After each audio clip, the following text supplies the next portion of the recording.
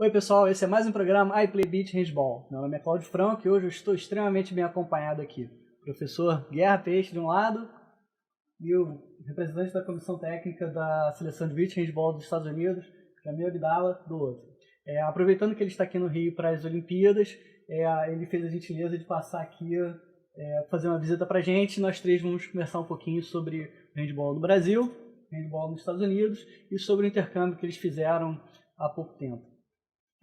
Professor Guerra, antes de mais nada, parabéns pelo resultado no Mundial. Obrigado. Parabéns também à professora Rosana, vice-campeonato mundial no feminino e no masculino, acho que todo mundo viu, todo mundo torceu.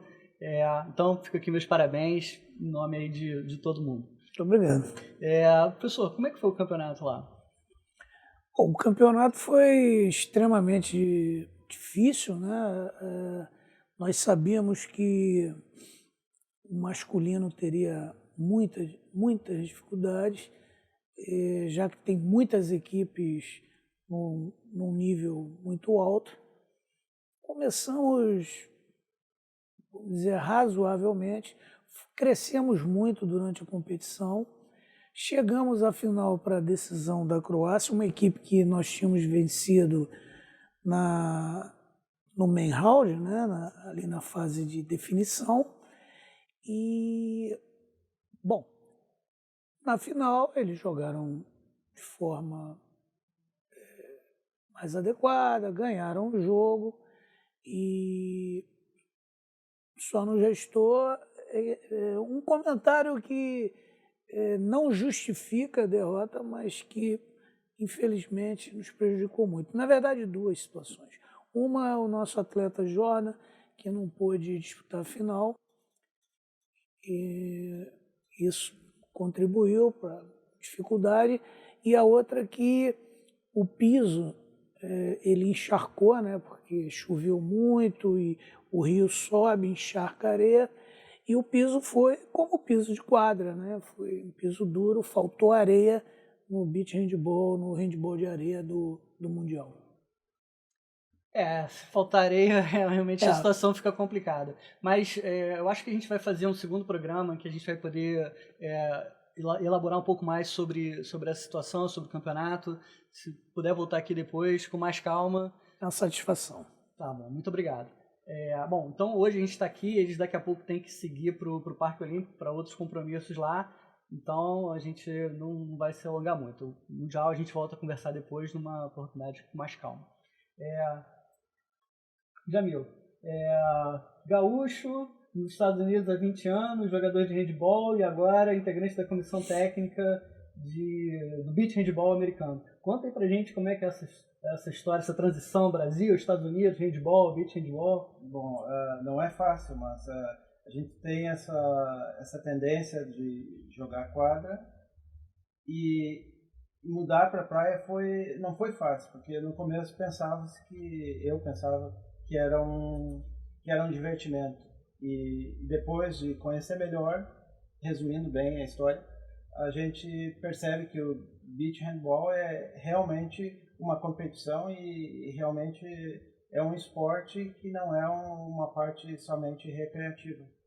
Então foi uma transição que não foi muito fácil. Muitas vezes eu não gostava, dizia, não, eu não vou lá pro sol para jogar, preciso jogar isso aqui na quadra, que é mais competitivo. Mas estava errado.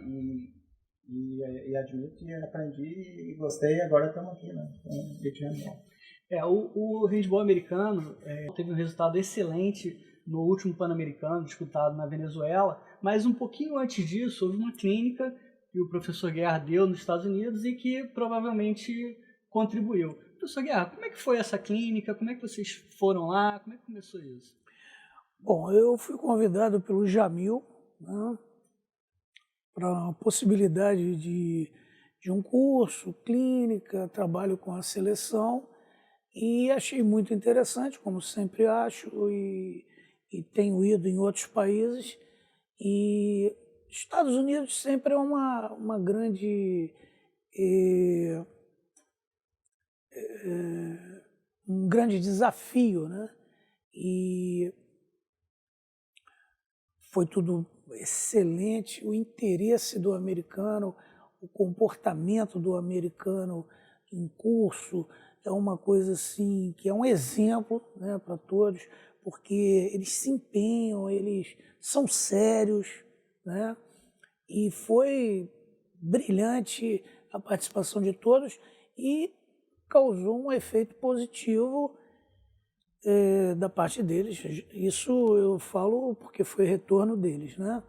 E nesse momento nós estabelecemos uma outra possibilidade, que era voltar aos Estados Unidos com a seleção brasileira. E isso aconteceu, houve o convite, a Confederação Brasileira aqueceu, né, e fomos aos Estados Unidos antes do Pan-Americano, né, da Venezuela, treinamos com eles como equipe, como clínica, fizemos jogos, houve público, então foi muito boa e boa a estratégia deles também, né? A nossa participação foi considerada muito boa também.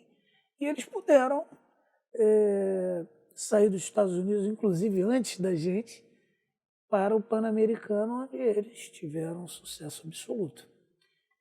Jamil, do ponto de vista do ponto de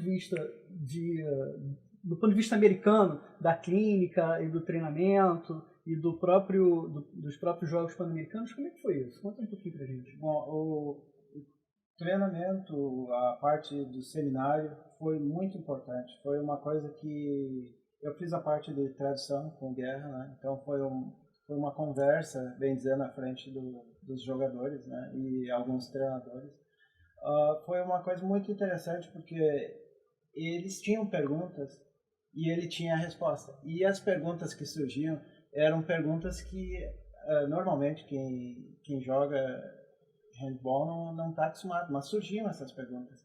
E o Guerra tinha as respostas, né, para tudo. Então e para mim, traduzindo e conversando, e também foi lembrando certas coisas e aprendendo também, né. Então foi uma coisa que deixou nós, assim, como eu diria, como que hipnotizado, né. A gente tinha jogadores que tinham ido para a Olimpíada, ali tinham jogadores que jogavam basquete a nível colegial. Tinha atletas que, né, temos, né, que tem um potencial bom, e todos estavam, assim, eu diria que vidrados, né, na explicação que o professor Guerra estava dando, né, e foi muito interessante, não? Então eu até estava falando de um caso, né, que aconteceu quando a gente tem as reuniões com a equipe e a gente começa a falar com os atletas. E daí eu disse para um atleta assim, quando tu começa a falar, dá vontade de dormir, né? Mas depois eu começo a prestar atenção na tua ideia, no que tu está falando, e eu realmente vejo que tem sentido. E aí eu fico nessa zona, zona em inglês é zone, né? Tu fica concentrado e daí tu esquece do cara ali, só presta atenção nas ideias. Quando o Guerra começava a falar, aconteceu isso, a gente ficou nessa meditação, nessa faixa de meditação muito importante, né? Que ele tem essa habilidade para transmitir as ideias dele muito, muito definida, muito clara, excelente. E eu até perguntava para ele, mas será que vai ajudar? E ele dizia, olha, eu fui para esse lugar, os caras, né, mudaram um pouquinho. Mas será? Pan-americano, assim, a gente, primeira vez, dava, né, assim, a gente ficava assim, para nós que conhecemos o handebol, não é tão fácil uma equipe de handebol chegar num campeonato e assim despontar, né? Mas graças a Deus e graças ao Guerra, né, foi bem, né? A gente chegou lá e levamos a sério também, né? Tudo que a gente aprendeu, e a gente realmente, a comissão técnica está de parabéns, os jogadores estão de parabéns. A gente realmente levou a sério e tivemos resultado, né? Ganhamos pela primeira vez na história o Pan-Americano. E durante o Pan-Americano, qual foi o adversário mais difícil? O Brasil não participou desse Pan-Americano, não foi. Mas como é que foi o desenvolvimento da competição? Vocês tinham uma estratégia? Vocês estudaram o pessoal? Vocês tiveram tempo para fazer isso? Ou foi mais ou menos com base nos treinos que vocês fizeram com a seleção brasileira antes de embarcar para a Sim, os treinos e desde a parte teórica até a parte prática, os treinos foram muito importantes. Os treinos nos levaram a um ritmo de jogo que a gente não tinha, a gente não sabia não tinha identidade como equipe, a gente não sabia o que a gente era. Tinha os atletas e a gente não sabia o que a gente era, não tinha como comparar. Jogando contra a seleção do Brasil, a gente pôde ver como é que estava o nosso nível, né? E aí a gente chegou já sabia o que podia, e daí quando chegava lá, antes de começar qualquer jogo, uma das coisas que mais acontecia, a gente falava, nós jogamos contra os melhores do mundo, agora nós vamos jogar, já enfrentamos o melhor, agora, né, agora não vai ser tão difícil assim, mas a gente estudou cada equipe, respeitamos todas e fizemos o nosso, como se diz, dever de casa, né? Isso. Aqui no Brasil, nós temos um campeonato brasileiro fortíssimo, né? A gente teve as finais no início do ano, o professor Guerra poderia falar um pouco sobre isso também, né? Mas nos Estados Unidos, quais são os planos de vocês para ter competições talvez na Califórnia? Sim. Eu sei que tem gente trabalhando no Texas com crianças. Sim. Como é que está esse desenvolvimento? Bom, a parte do beach handball está sendo desenvolvida na parte sul, né, que é a Califórnia, né? Sim. E aí vai ser o centro, né? Por causa da temperatura, né, das praias, toda a facilidade, né?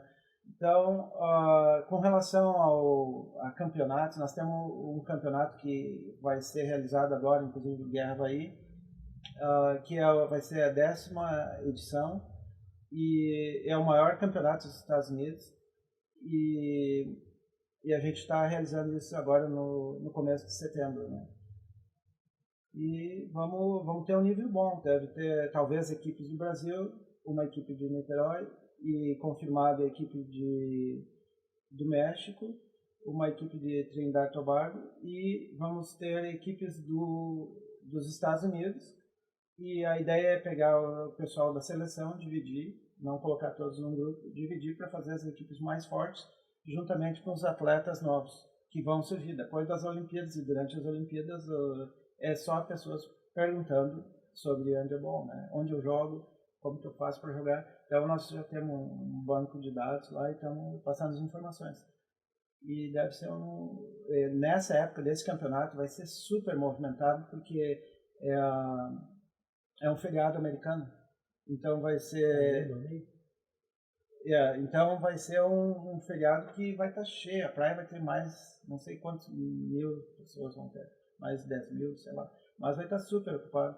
Então vai ser um grande evento pelos outros anos que a gente fez e que não teve Olimpíadas e a gente tinha um movimento bom. Agora, imagina depois das Olimpíadas. Professor Guerra, qual a sua expectativa em relação a esse evento lá nos Estados Unidos? Como é que vai ser essa viagem? Algumas equipes brasileiras lá? Enfim, o que você imagina que vai acontecer? Só reforçar que essa competição é de 4 a 6. Isso, de 4, Desculpa. 5 e 6. 4, 5. Nós vamos ter 2 clínicas com o professor Guerra e um seminário que é indicado para preparação de técnicos, né? O pessoal quer desenvolver o handebol sem querer te cortar. Nada, amigo. Fica à vontade.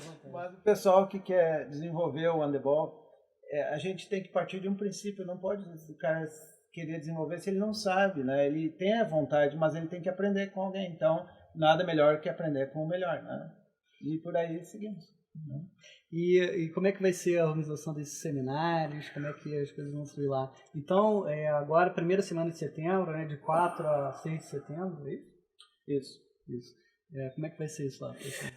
Bom, a expectativa do que Jamil passou para mim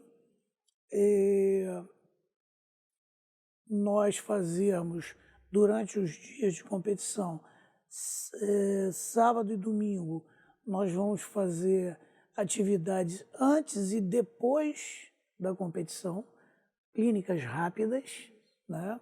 Abordando o que se pode fazer para melhorar, né? Então eu assisto os jogos, eles participam, eu assisto e nós ao final já trabalhamos alguma coisa para que melhore o desempenho no dia seguinte, para que melhore o desempenho em competições futuras. E na segunda-feira, que é 6, nós teríamos a possibilidade de trabalhar com um curso teórico, prático, já feito na própria areia. Então, é um trabalho conjunto, muito organizado, né? Os atletas também muito interessados em promover a modalidade. Acima de apenas jogar, eles estão sempre preocupados em promover e trazer pessoas. Eu tenho para mim que os Estados Unidos, em breve, tá? Eles ganharam o Pan-Americano e foram no Mundial, né? Em breve, Estados Unidos serão aí local de possibilidades profissionais, de desenvolvimento da modalidade e de formação de equipes muito boas. É interessante pegar esse gancho do Mundial. Então, como é que você lê a performance americana no Mundial e quais eram as expectativas de vocês? E, enfim, como é que você vê o resultado que a equipe obteve em relação a essas expectativas? Bom, no Mundial a gente foi, e isso a gente tinha a intenção, e o Guerra vai dar risada, a gente tinha a intenção de ganhar. Não, a nossa mentalidade, né, lá... Acho que faz parte, né? Então, se perguntar para vocês, vão para se classificar, vão para ter um... Não, a gente foi para lá porque queria ganhar. Aí, só claro, o nosso grupo era super difícil. Mas mesmo assim, com uma combinação de resultados, e a gente teve a chance de passar para ficar entre os 6 melhores. Ficando entre os 6 melhores, eram 2 jogos e nós já estávamos disputando medalha. Como que a gente não passou? A gente não passou porque o jogo foi decidido nos pênaltis e a gente não fez o gol nos pênaltis. Aí esse é um dos detalhes para quem estava acompanhando, né? Agora, se tu for rever o filme do jogo, você vai ver que antes de chegar nos pênaltis nós tivemos a oportunidade de fazer o gol e não fizemos. Daí a equipe que é adversária foi lá e não fez também. Entregou pra gente. A gente foi lá, também não fez. Eles vieram, não fizeram, e a gente foi e não fez de novo. Quer dizer, eu não quero fazer, tu faz. Não, tu faz. Não, tu faz. Daí eles fizeram e foi para os pênaltis. Nos pênaltis, em beach handball, é loteria. E a gente não conseguiu passar por um gol. Deve ser... Não, realmente não deve ser uma experiência muito legal não ficar por um gol, mas acho que faz parte do aprendizado, né? Claro, foi uma experiência e tudo sempre agradecendo o pessoal do Brasil que nos ajudou muito e foi uma experiência que vai contar, porque a gente não teve essa experiência que podia ter ajudado, né? Mas faz parte, né? Uma equipe tem que ganhar e a outra tem que perder. Com certeza. Cláudio, você me permite? Nesse aspecto do resultado, eu gostaria de falar uma coisa assim muito importante, deixar essa mensagem fundamentalmente para os americanos. Em 94 e 95, nós fomos a 2 competições mundiais e ficamos em último. Numa competição específica, que foi World Games da Alemanha, World Games da Alemanha, 2005. Todos os jogos que nós perdemos no shootout, que foi o mesmo que aconteceu com os Estados Unidos. E eles nem ficaram em último, nós ficamos. Em 2006, com reformulações, naturalmente, aproveitando alguns atletas do grupo anterior, nós fomos campeões mundiais. Bom, mas está em casa, bom, beleza. Quando foi 2008, nós fomos vice-campeões mundiais na Espanha. Aí, a partir disso, nós ganhamos todas as competições que nós participamos, todas, até 2016, onde a gente se sagrou agora vice-campeão. Então, eu quero dizer para os amigos americanos que o caminho é esse, o caminho está certo, que perder no shootout, discordando do meu amigo Jamil, eu não considero shootout uma loteria, eu considero shootout uma possibilidade e se ganha com competência. Quando a gente perde, perdeu porque alguém não foi competente. Mas isso é normal, é do jogo. Às vezes você faz um arremesso competente e aquele arremesso bate na trave, na quina da trave. Então, eu particularmente não acredito no de loteria, sorte, não acredito nisso. Mas o importante é você perceber que a equipe ela está competindo de igual. E isso eu vi nos Estados Unidos. Os Estados Unidos jogam com qualquer equipe.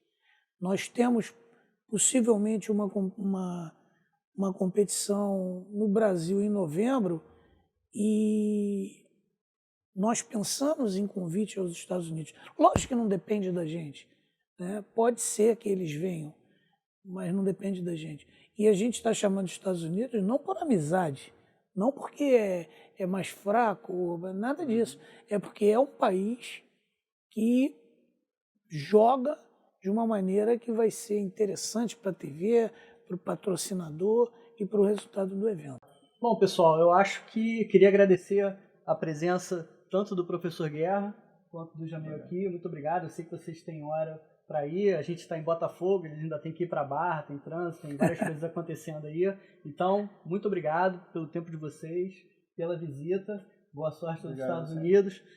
Boa sorte para a seleção. E nos vemos talvez em setembro ou talvez em novembro. Sim. Tá? Obrigado, pessoal. Até a próxima.